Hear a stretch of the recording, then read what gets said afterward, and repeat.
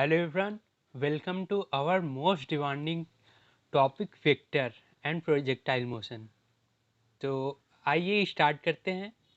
सबसे पहले ट्रिक है कि वेक्टर्स a एंड b अगर परपेंडिकुलर है तो a प्लस बी का mod equal to a minus B का मॉड। सेकंड है a vector plus b vector plus c vector का अगर सम जीरो है तो given vectors must be coplanar. इन तीनों को कोप्लेनर एक ही प्लेन में होना जरूरी है, मस्ट है। If a vector plus b vector plus c vector is equal to 0, then we may write a vector plus b vector is equal to minus of c vector, or a vector minus b vector का mod is less or equal than c vector, or less or equal than a vector plus b vector। Fourth, for vector R X I cap मतलब उसका x component, y component और z component, if alpha beta and gamma are the angles made by r vector from x y and z axis respectively, then जो cos alpha होगा वो rx by r होगा, cos beta ry बार e r और cos gamma rz by r होगा, and cos square alpha plus cos square beta plus cos square gamma equal to 1 होगा। इन्हें हम कोसाइन वेक्टर्स भी बोलते हैं। मैथ में क्लास 12th में ये बहुत अच्छे से पढ़ाया जाता है। अभी हम बेसिक मैथ्स पढ़ रहे हैं तो बस इतना ही जानना जरूरी है। फिफ्थ है, अगर दो वेक्टर्स परपेंडिकुलर हैं तो उनका डॉट प्रोडक्ट जीरो होता है। a vector plus b vector and a vector cross b vector are perpendicular। Unit vector perpendicular to vectors A vector and B vector होगा A vector cross B vector का upon A vector cross B vector का mod. ये unit vector होगा जो A vector और B vector के perpendicular होगा। Area of parallelogram equal to A vector cross B vector, और अगर P एंड Q डायगनल्स के पोजीशन वेक्टर्स हैं तब होगा P plus Q by two P minus Q cross P minus Q by two. Volume of parallelepiped होता है box product of A B C. Box product को लिख सकते हैं A dot B cross C। If scalar triple product a b c is equal to 0, so the given vectors will be coplanar। Coplanarity के लिए हम यही formula use करते हैं, a dot b cross c। if a vector plus b vector is equal to c vector and a square plus b square is equal to c square, then a vector and b vector are perpendicular। if mod of a vector plus mod of b vector is equal to mod of c vector, then vectors a and b are parallel vectors। So 12th में आ जाते हैं। If a particle starts with acceleration in two mutually perpendicular directions, its path will be straight line. इसका equation होगा y equal to a y by a x into x. यहाँ से projectile motion start होता है। So third है, if a particle has constant velocity v in one direction and acceleration in perpendicular direction, then its path will B parabolic. और इसकी equation भी है y equal to x tan theta minus g x square upon two g square cos square theta. ये होती है projectile motion की equation जो कि पैराबोलिक पाथ होती है। The maximum height h and range are related as r equal to 4h cot theta. काफ़ी सही इक्वेशन है ये, इससे काफ़ी सारे क्वेश्चन बनते हैं। If horizontal range r equal to h, the maximum height h maximum height है और r हॉरिजॉन्टल रेंज है, then angle of projection theta equal to tan inverse 4। ये हम ऊपर वाले फार्मूले से भी निकाल सकते हैं। अगर r इक्वल टू h हो गया तो जो थीटा आएगा tan इनवर्स 4 आएगा। If t1 and t2 are the times corresponding to the same levels, कि अगर t1 और t2 जो सेम लेवल हाइट के लिए है टाइम इंटरवल, तो जो हाइट होगी सेम हाइट, वो हाइट होगी h equal to g t two square minus t one square by 8. If a boy can throw a ball to a maximum distance d, then he can throw the ball to a maximum height d by 2. If a particle passes 2 points situated at equal height y at t1 and t2, then जो y होगा half of g t1 into t2 होगा. ये हमने motion in straight line में भी पढ़ा था कि ये जो y हाइट होगी वो half of g into t1 into t2 के बराबर होगी. सो पहला क्वेश्चन देखते हैं. Which group of forces can give zero resultant if using a vector minus b vector is less or equal to c and less or equals to a vector plus b vector. In option C, let a is equal to 6, b is equal to 9, and then a vector minus b vector is equal to 3 and a vector plus b vector is equal to 6 plus 9 is equal to 15. As C mod of c vector is equal to 15 lies from 3 to 15, there option C is correct. The sum of magnitudes of two forces at a point is 18 Newton and the magnitude of their resultant is 12 Newton. If the resultant makes an angle 90 degree with the force of smaller magnitude, the magnitude of the forces are.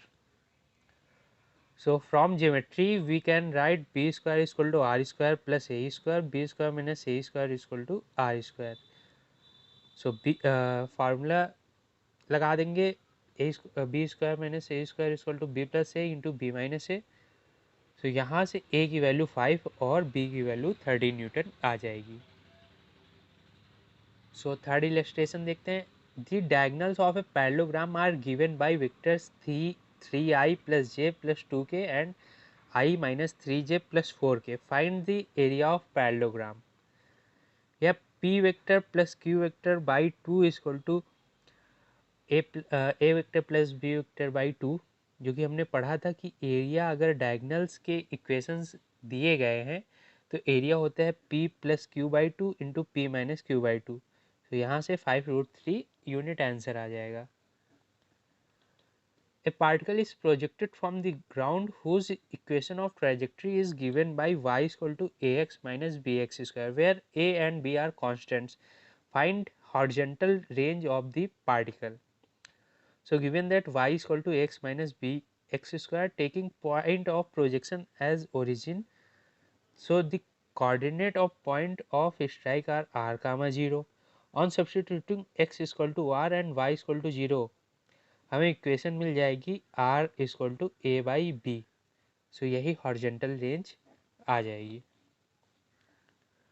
If any point of a parabolic path of a projectile, the velocity be u and the direction of motion be theta, be at theta with the horizontal, so that the particle is moving at right angle to its former direction after an interval of time t is equal to u by g sin theta. Consider the motion of particle along the initial line of projection. Along this line, initial velocity is equal to u. After time t, velocity is equal to 0 and acceleration g is equal to g sin theta. तो first equation of motion use करेंगे v equal to u plus a t, और जब v equal to 0 हो जाएगा, acceleration g sine theta है, तो t की value आ जाएगी u by g sine theta. A man running along a straight road with uniform velocity u equal to 2 metre पर second feels that the rain is falling vertically down. If he double the speed, he finds that rain is coming at an angle theta is equal to 30 degree with the vertical. Find the actual direction and speed of the rain with respect to ground. So let velocity of rain is v and inclined as shown in the figure. The velocity of man u is equal to 2 meter per second. Relative motion का question है. v relative rain with relative with man is equal to v rain minus v man. The vrm vector is shown in the figure. When he doubles the speed, तो हम लोग देख लेंगे v is equal to Q R जो होगी 2 times of u, तो वो 4 metre पर सेकेंड आंसर आ जाएगा. Passenger in the jet transport are flying east at a speed of 800 km per hour. Observe a second jet plane B that passes under the transport in horizontal flight. Although the nose of B is pointed in the 45-degree northeast direction, plane B appears to the passengers in A to be moving away from the transport at the 60-degree angle as shown. The true velocity of B is, according to law of sine or Lami's theorem, Lami's theorem होती है sine A by A equal to sine B by B equal to sine C by C. तो वही formula लगाया गया है, velocity of A by sine 75 equal to velocity of B equal to sine 60 equal to velocity of B respect to A upon sine 45। So velocity of B equal to 717 kilometre per hour आ जाएगी। Two particles A and B are projected in air. A is thrown with a speed of 3 meter per second and B with a speed of 4 meters per second as shown in figure. What is the separation between them after 1 second? So both the particle move under gravity. जो relative acceleration होगा वो 0 हो जाएगा और relative velocity दोनों का 90 degree पे है, इसलिए अंडर रूट ए स्क्वायर प्लस बी स्क्वायर हो जाएगा। सो डिस्प्लेसमेंट 5 मीटर आ जाएगा, बिकॉज 1 सेकेंड में हमें डिस्प्लेसमेंट निकालना है। Rain is falling vertically with a speed of 20 metre पर second. A person is running in the rain with a velocity of 5 meter per second and a wind is also blowing with a speed of 5 meter per second, both from west. Find the angle with the vertical at which the person should hold his umbrella so that he may not get drenched, वो भीग ना पाए। Velocity of rain is equal to -20 j meter per second और velocity of man is equal to 55 meter per second and velocity of wind is equal to 15 I meter per second. The resultant velocity of rain and wind Vr is equal to -20 j plus 15 I cap. Now velocity of rain related to the man is equal to 10 I minus 20 j. Therefore tan theta is equal to half or or theta is equal to tan inverse of half. 6 particles situated at the corner of a regular hexagon of side A move at constant speed v. Each particle maintain a direction towards the particle at the next corner. Find the time the particle will take to meet each other.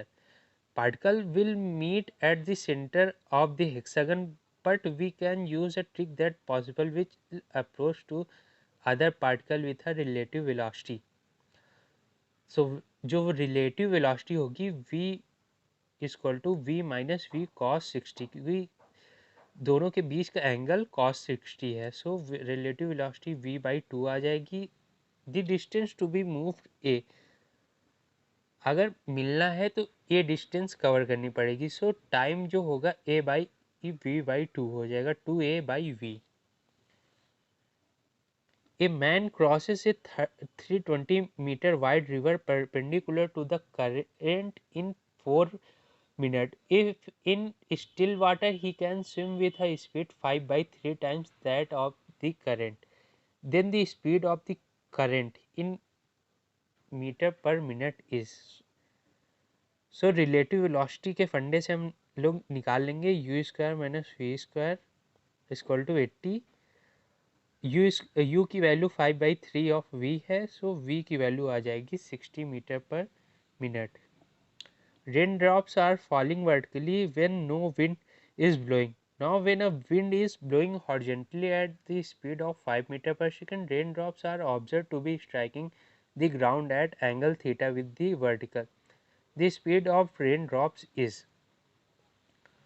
So ये भी relative velocity का relative motion का question है। So 5/v हम लोग triangle से निकालेंगे 5/v equal to sine theta और v equal to 5 by sine theta answer आ जाएगा। थैंक यू एवरीवन पूरी वीडियो वॉच करने के लिए।